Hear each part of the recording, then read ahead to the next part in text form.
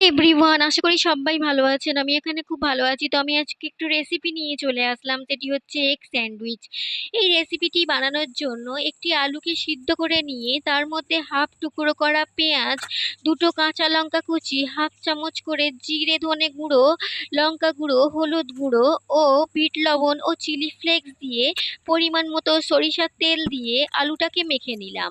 তারপর পাউরুটি 4 পিস নিয়ে তার মধ্যে আমি টমেটো সস মাখিয়ে নিয়ে তার উপরে আলু মাখাটা দিয়ে ভরাট করে উপর থেকে সস মাখানো পাউরুটি দিয়ে উনানে তাওয়া বসিয়ে মাখন ব্রাশ করে একটি করে সেঁকে নিলাম।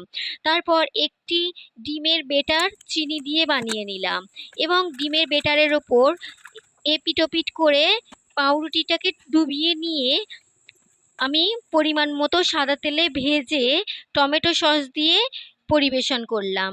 বন্ধুরা, ভালো লেগে থাকলে লাইক কমেন্ট শেয়ার করবেন এবং ফলো দিয়ে পাশে থাকবেন। Thank you.